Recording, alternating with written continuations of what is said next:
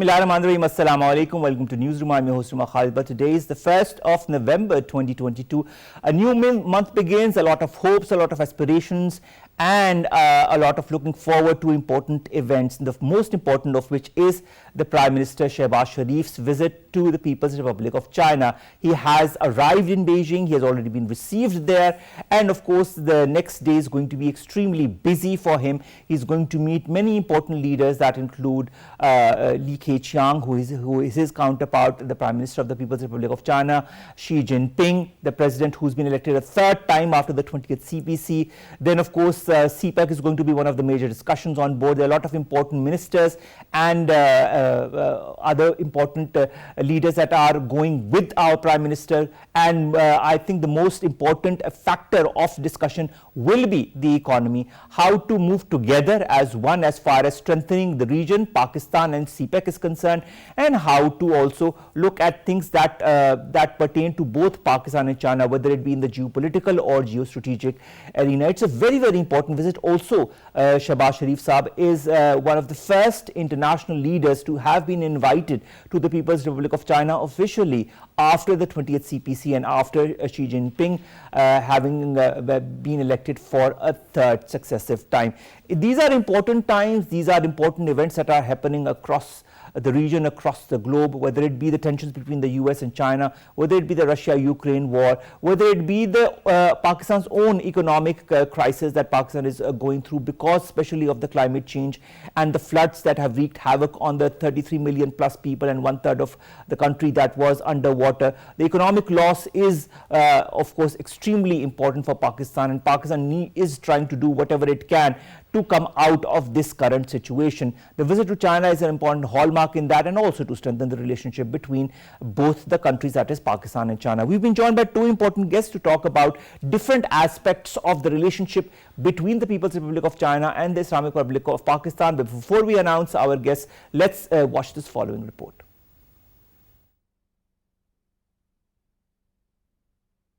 Prime Minister Shahbaz Shareef left for China today for a two-day official visit at the invitation of Chinese Premier Li Keqiang, reflecting Pakistan's bid to continue sound momentum of close high-level exchanges between the two neighbours. According to Prime Minister's office, a high-level delegation is accompanying the Prime Minister during his visit to China, where he would meet President Xi Jinping and hold delegation-level talks with Premier Li. The visit is expected to advance the wide-ranging bilateral cooperation agenda with the conclusion of a number of MOUs and agreements in diverse areas and consolidate the momentum of CPEC cooperation in the wake of the 11th meeting of CPEC Joint Cooperation Committee. Ahead of his momentous visit to China, Prime Minister Shahbaz reiterated that at a time when the world is grappling with multiple challenges, Pakistan and China stand together as friends and partners. Addressing Pakistan-China Business and Investment Forum, Prime Minister Shahbaz Shareef emphasized that Pakistan strongly needed to emulate Chinese model of development for its sustainable progress and prosperity. In an opinion published in the Chinese newspaper Global Times, Prime Minister Shahbaz Shareef described the ties between the two countries using the words longevity, love and trust, and elucidated that government's overall aim is to harness the potential of CPEC for Pakistan's inclusive and sustainable growth, socio-economic development, and for improving the livelihoods of our people.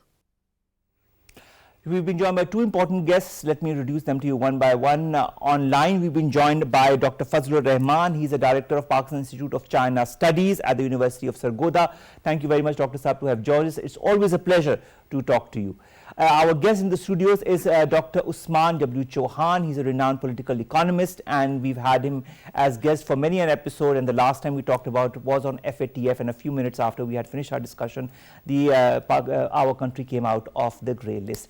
Thank you very much, Usman, to have joined us as well. Let's begin with you, Dr. Saab. Dr. Fazal Rehman. Yes. Now that the Prime Minister has arrived in Beijing, and of course tomorrow is going to be a very, very hectic day because there are a lot of meetings that are going to happen and probably a lot of MOUs and agreements. When you look at the whole aura of relationship or, friendship, of collaboration between the two countries, how do you feel this visit would bode as a next step in further strengthening that? Actually, this visit is taking place at a very crucial time, at a very crucial juncture, when Pakistan's economy is in a bad shape, and on top of it, the floodings and some other issues have impacted it very negatively. So I think that this is the time where Pakistan needs China's support in so many areas.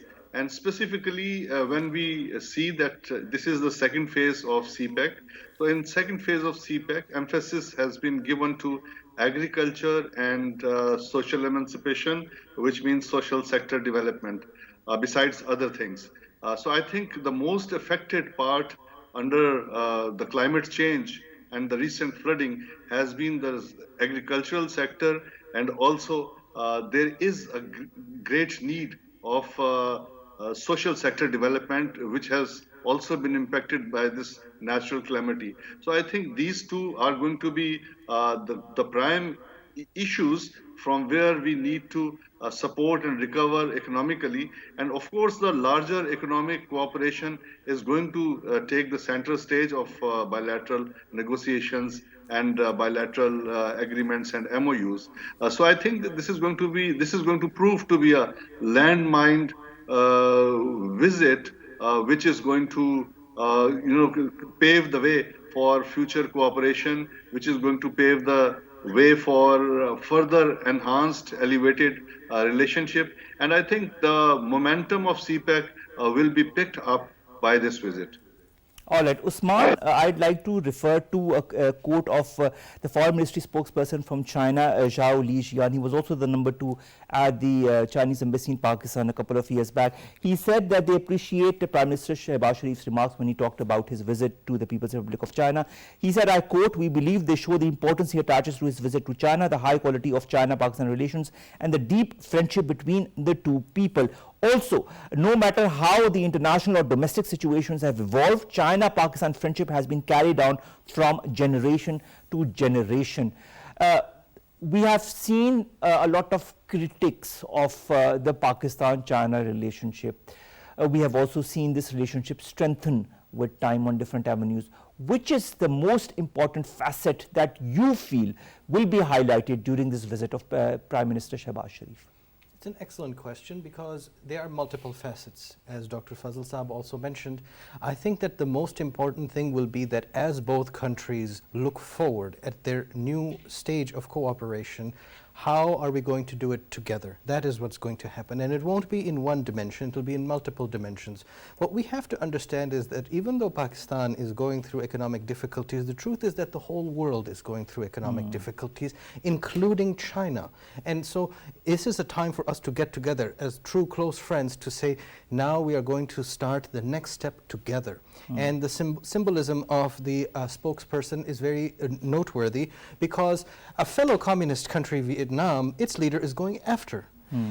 The Europeans are going even after that, which means Olaf Scholz of Germany and Macron of France are going a month after. So there is a symbolism in who you want to meet first as you start a new episode. What is the new episode? This will be Xi Jinping's third term. And this is a term in which he is trying to put more emphasis on reshaping Chinese society after their experimentation with the last phase. The last phase was the Deng Xiaoping era, where they experimented with capitalism. They have seen the crises that occur from this, and now they want to make it a more harmonious and equitable society. This new phase then requires a new mindset. Pakistan must stand with them at this stage. So it's not just us asking for help to them, they also want our help to work together.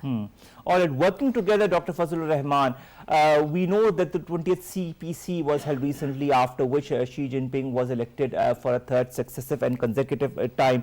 How important do you feel is the CPC for China? How important do you feel the CPC is also for China's relationship with countries including Pakistan? Well, actually, if we look at the track record of CPC of the last 100 years, it has been not only evolving as a very strong component of China's development, but at the same time, it has really helped bringing China from that abject poverty, which China was like 40, 45 years back, and now it is a country which is really not in the category of poor countries by any stretch of imagination. So I think the role of Communist Party of China in keeping the people united together and bringing about a major sea change into the livelihood and making tremendous progress which has not been precedented in the human history. I think that is something which is the most significant, important, single most important achievement of the CPC. And CPC is backbone of the Chinese society, Chinese development, and Chinese development model. And I think that CPC will continue to play its significant role, which as it has been playing in the past, and is going to steer China through all these challenges which we can identify and see at the moment, and will make tremendous progress and will certainly be the leading country in the world. All right. Dr. Usman, challenges that confront China, challenges that confront Pakistan, there are some commonalities and there are some individualities as far as those challenges are concerned. Beyond bilateral relations, in your point of view, what role can China and Pakistan play together as far as regional peace and stability is concerned? This is an excellent point, that we confront challenges beyond just our domestic borders. The point here is that China and Pakistan both are subject to the mercy of the US dollar hegemony, which is to say that as the Federal Reserve increases its rates, it has done so 5 successive times already this year. It is doing so with the American public in mind, but it creates a value system for the dollar that crushes all other currencies. China has trillions of US dollars, so it is thinking very hard about that. In Pakistan, there is a dollar crisis, and so the rupee right now is artificially low. This isn't the real value of the rupee. It should be much stronger than that. So we are both looking at how the international economic system is not stepping up. Part of that is the Federal Reserve. I understand that it has to do with domestic stuff, but it is ruining other countries. Sri Lanka is essentially ruined most by the Federal Reserve because it has to import oil in the US dollar, as do we all.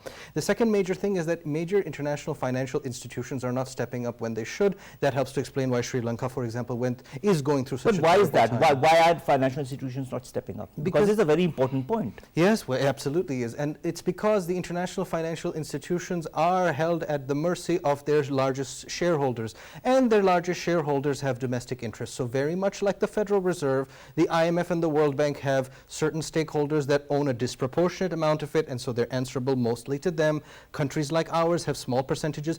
Even China, relative to its size, doesn't have a big share. It's a big share, but it isn't large enough relative, commensurate with China's economic strength. And so the IMF and World Bank aren't playing their part. They should be lending as diligently and as proactively as they did in COVID, because I argue to you that the post-COVID society is in greater distress than even COVID society was. Because it already has the the additional burden of COVID, the mental challenges that has come with, the physical challenges that have come with it, and of course the social challenges and economic challenges that are attached to it all.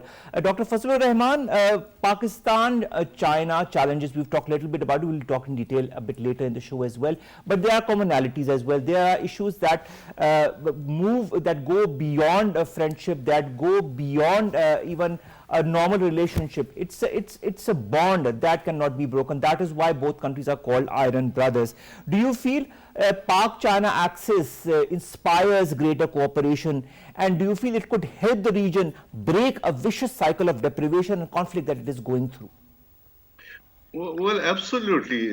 Pakistan, China are going to work together, calibrate their policies, and will certainly influence the developments in the region. And those developments, particularly pertaining to Afghanistan, particularly pertaining to regional economic integration, and specifically so about the climate change, which is going to impact the region. I think there Pakistan and China can play a tremendously important role, not only for themselves, but also for the overall benefit of the region. So I think that Pakistan, China's united position on certain challenges which are faced by this region, which are faced by the world, it's very important that the two countries should calibrate their policies and work together and try to identify the areas, practical areas where the two can really pool their resources and work together. So I see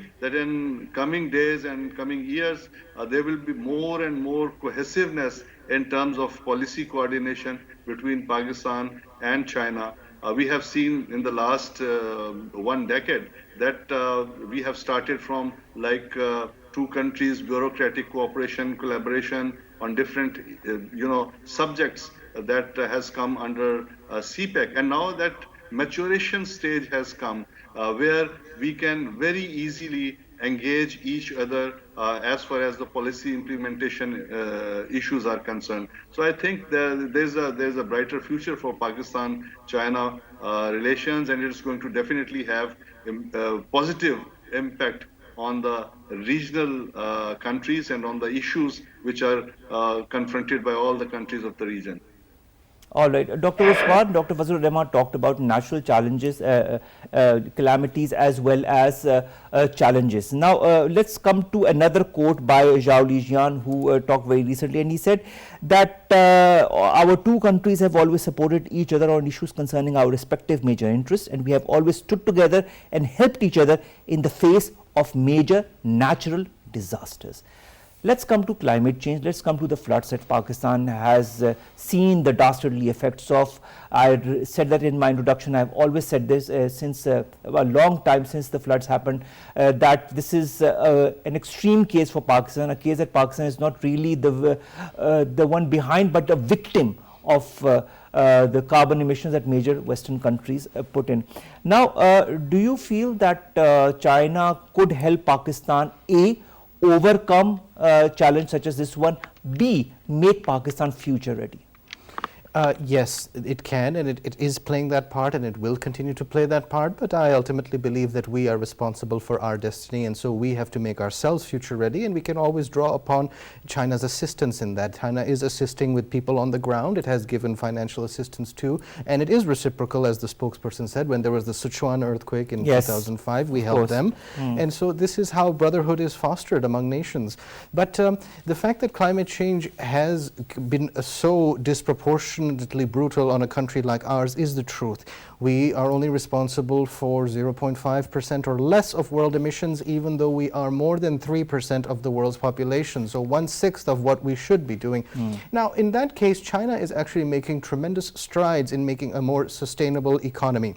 There is an exception to that because of the current global energy crisis. So they have pumped up their coal, but that will go away. It's not part of their long-term targets. Their long-term targets are to draw upon renewable sources. And Pakistan has also worked very hard, and we are very luckily naturally endowed in natural resources. We get so much sun. We have the rivers that flow. We have the 4 seasons. We have the 4 seasons. We have large tides. We have the overflowing tributaries of the Indus. I mean, we're a blessed people, and so are the Chinese. So how do we convert those natural bounties into sources of energy? That is where it's a technical subject, but it also requires political will, and it requires everybody to be on board that this is a priority. This isn't a very exciting topic to talk about, for example, dams and all these things, but it is the most important and one. Even modernity in agriculture sector, I think we can learn a thing or two from China in that respect. Absolutely, and they have experimented in many ways and shapes. Some things were not successful, but ultimately they have come up with many new products, and I think the most impressive is one that applies to us. It is fighting the desert in northern China and western China, and they have fought the desert out. Similarly, we also have deserts on both sides of our border, and we are blessed with a river in the middle. That's why we are such a large country, because of that. But if we can push the desert out, then we will become far, far more productive. You know, already we are a very productive society. For example, they say that Ukraine exports so much wheat. Yes, but it produces as much as Pakistan does. It's about 25, 26 million tons. It's just that our population is much larger. But if we can make the rest of this land also productive agriculturally, then we can export even more, and that would be an additional boost in our foreign exchange earnings. All right. Dr. Fazal Rehman, speaking of, important meetings between Pakistan and China, the 11th meeting of the Joint Cooperation Committee, otherwise known as the JCC of the CPEC, was also held very recently. It was a virtual meeting, and it was apparently a huge success. Points that were highlighted, the objectives were the revival of the CPEC, the cooperation in the agricultural sector, are two very important points. How can this bode for the development of the relationship in the economic field of both Pakistan and China, and also for Pakistan in general? Well, I think it's quite clear that at this point in time, when there's a global food scarcity, and Pakistan is also going through kind of a period where there is a food shortage, and we need to enhance it in terms of our population growth. Now, by like sort of in 2030, we are going to be exponential increase in our population, and by 2050 it's going to be like 335 million people. And if we sort of grow our agricultural sector with the pace that we are working at the moment, I think we will be utterly unable to really cater for the needs of that population. So we think that China, with its developed technological know-how, which can be easily transferred to Pakistan, and Pakistan has the capacity. It's an agricultural country. It has the capacity to absorb this technology very fast. I think the Prime Minister's recent initiative, which he has announced, I think yesterday, which is about the welfare of the farmers. I think that's a great initiative, and I think there should be several more initiatives giving respect to the farmers, emboldening the farmers, and trying to protect their interests also. They should not be subject to this cartelization or mafiaization of their produce. I think that we need to really, sort of bring in some kind of agricultural reform over the years, and we need to strengthen this sector. And China is going to be great help doing so and achieving our future targets. All right. Dr. Usman, strengthening the agricultural sector and strengthening the China-Pakistan economic corridor through the 9 economic, special economic zones, and of course the other fora through which the CPEC can be further boosted, not only for Pakistan and China, but for the region and for different other countries of the world that are also interested in being part of the China-Pakistan economic corridor. Now, one of the points that came out of the JCC was also that both China and Pakistan have urged great powers to abandon the outdated Cold War zero-sum mentality and the narrow geopolitical mindset and embrace cooperation and multilateralism. Could that happen? Would that happen? It must happen.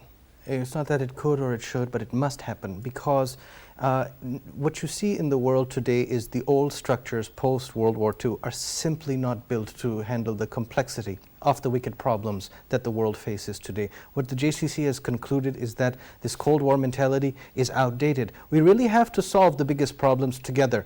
There is a free rider problem in climate change, which is to say that if one country arrives at zero emissions successfully, then everybody else has no incentive to do the same. They can continue to pollute as they do, and the externalities of that on neighboring countries are always terrible. For example, much of the pollution that you will feel in the winter in Lahore or other cities bordering India are from Uttar Pradesh and Chhattisgarh and the terrible factories there. That is an externality that is coming across because the polluted air doesn't need a visa to get here. So that's why we are all interdependent, in that sense that climatic effects happening elsewhere are damaging us. And perhaps the most important one, where China and Pakistan share an immediate concern, is the glacial melt of the Himalayas, because we share this mountain range. And the amount of outflow that is happening now really has to be stored in a sustainable manner to help with the water reserves and the agricultural requirements.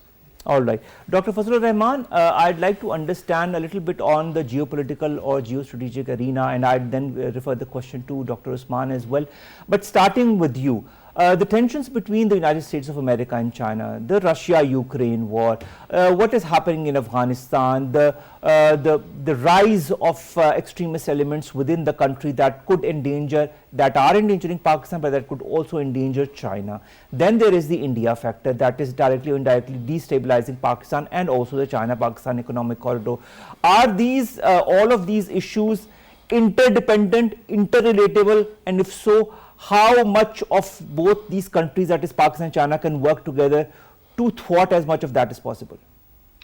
Well, in my opinion, I think that we have to look at the larger picture, and the larger picture tells us that it's basically the rise of China. It's basically China's expanding global influence that has threatened the existing order, the existing domination of the West.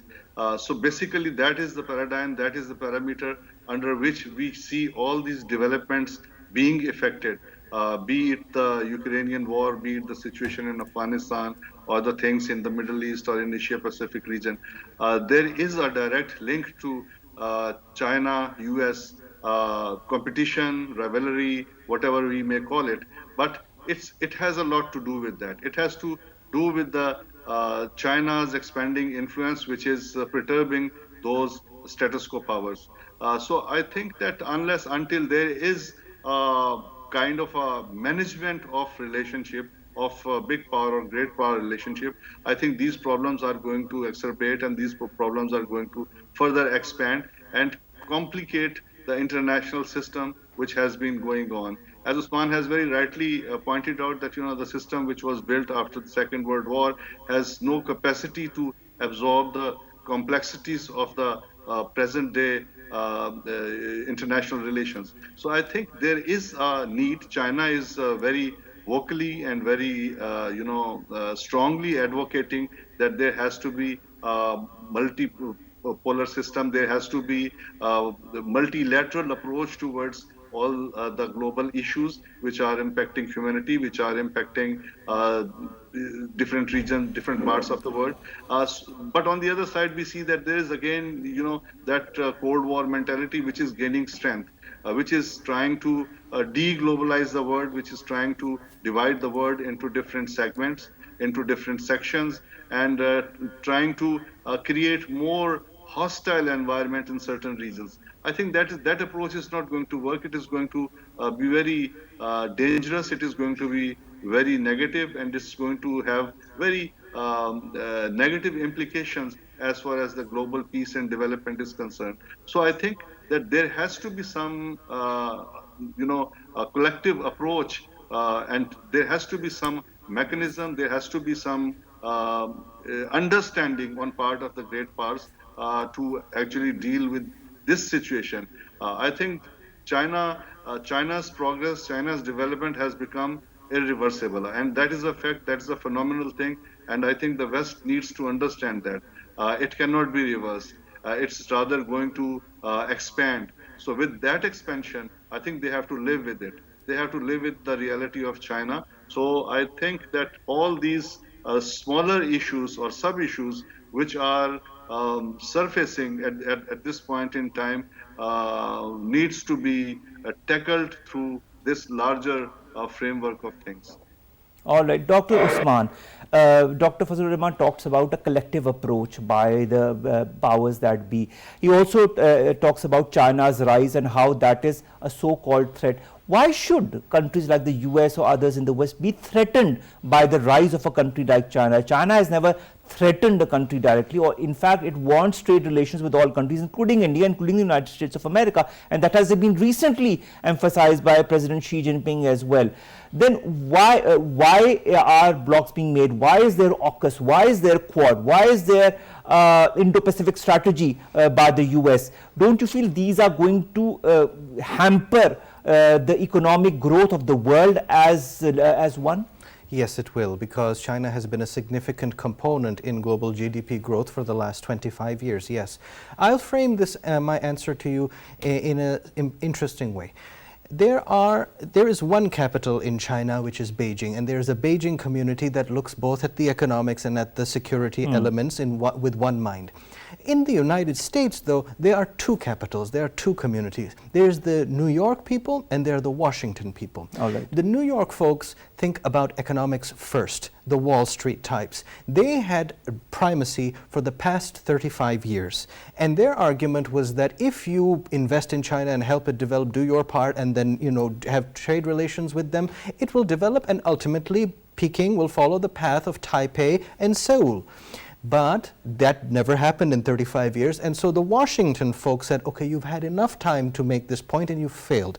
Now it is time for us to go back to our way of thinking, which is the security mindset. And so now they're saying economics doesn't come first, trade doesn't come first, it is the security mindset. The security mindset is a big hammer, and so everything appears like a nail. And so they want to whack every nail they find. So for Washington now, they are willing to put trade sanctions, other sorts of penalties, any way to compete, outbidding China in other countries, spreading propaganda against things like the Belt and Road Initiative, trying to win over the elites of countries which are not clear on their path. And this is the security mindset. So perhaps God forbid, for the next 10 years at least, the Washington people would try to make a point that they were right. After all, they brag about having won in the Cold War, and so they'll probably win again. And what is happening also is the persecution of the New York community. A lot of publications in America right now frame it as if the New York people sold out America and empowered China to do this. The truth is that China did it very much on its own,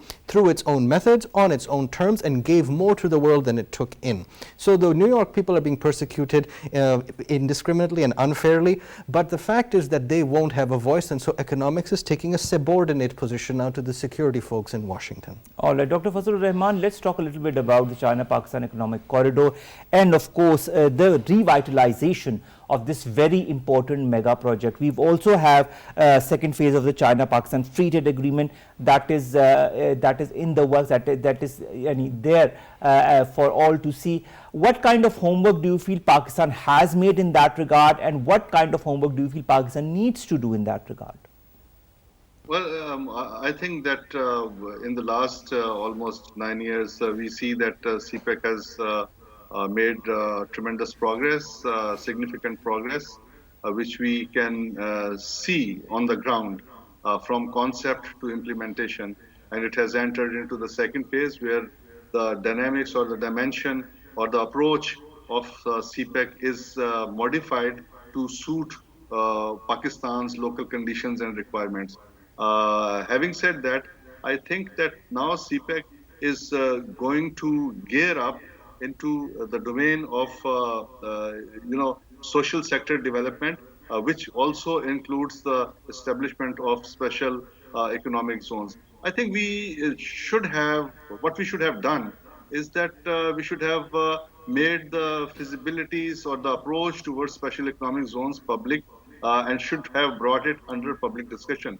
Because I have visited a number of Chamber of Commerce and Industries, especially the small and medium-sized industries. They feel apprehensions about these special economic zones. What will happen to our labor? What will happen to our skilled labor? Will it all shift from here to the special economic zones?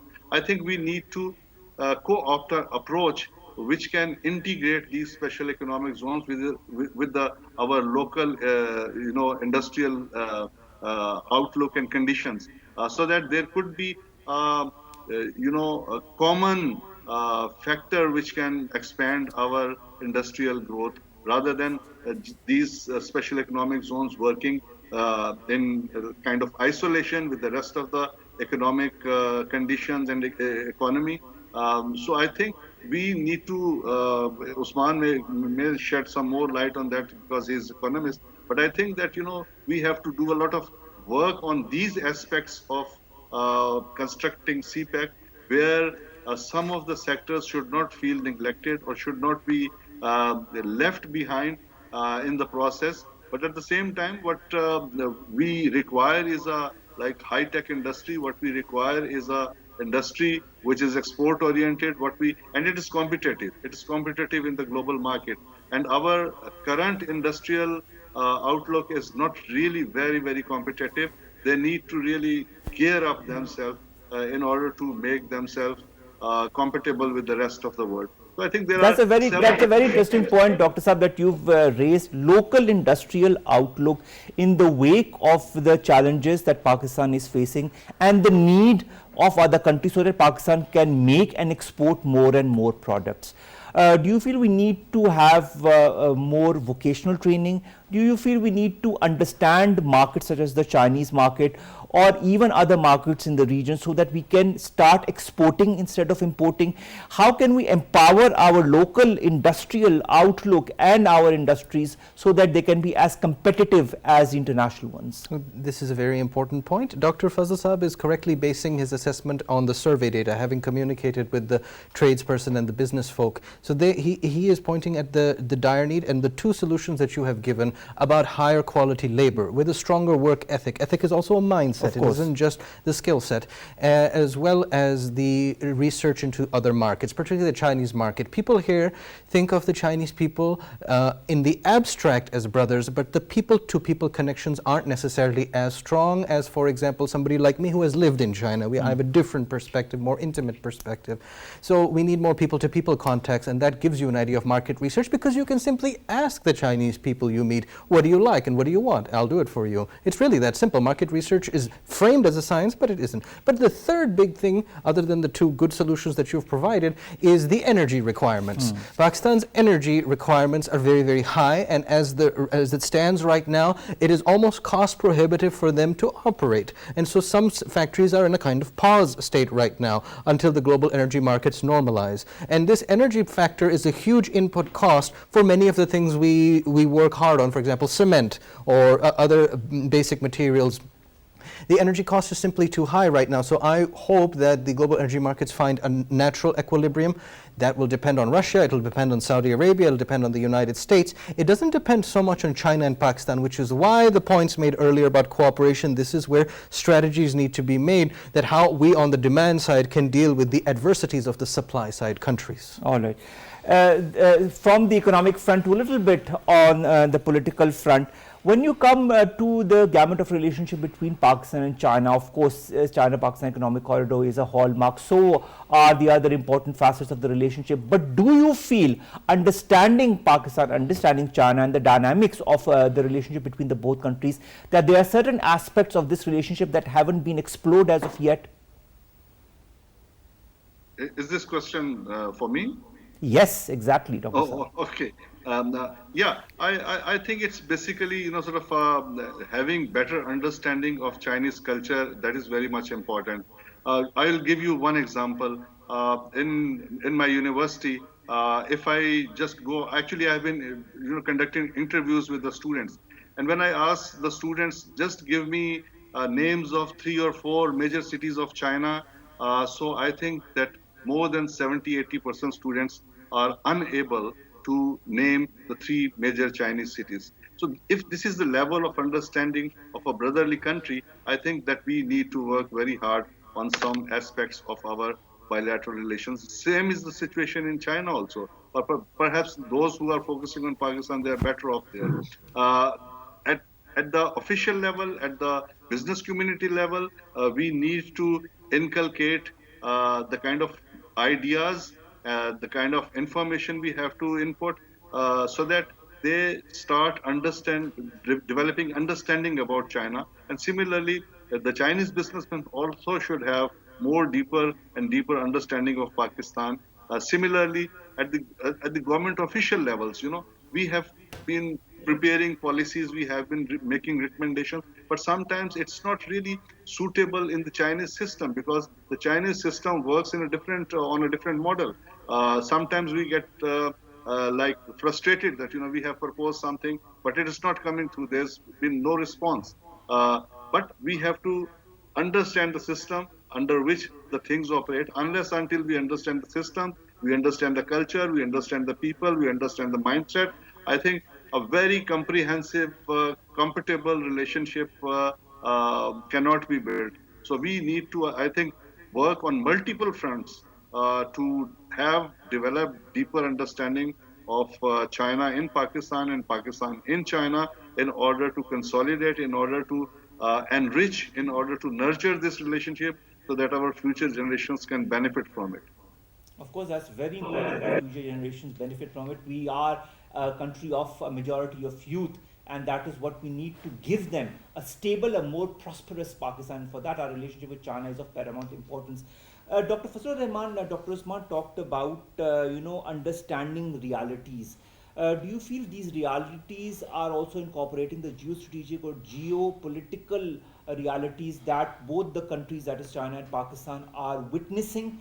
or are directly or indirectly affected too? And do you feel that these are being incorporated into the new strategic ties between Pakistan and China? Yes, I believe they are. And the reason for that is that both countries are acutely aware of the dangers that they face, one. And the second reason is that there is a frankness of communication between both sides based on the G2G level of respect. So with respect, you can communicate your concerns and they communicate theirs, and then both sides try to accommodate accordingly. Simply the fact that you have a mutual respect is actually rarer than you might think in international relations and also in economics. So the fact is that the basis for a foundation works, and awareness of the dangers works too.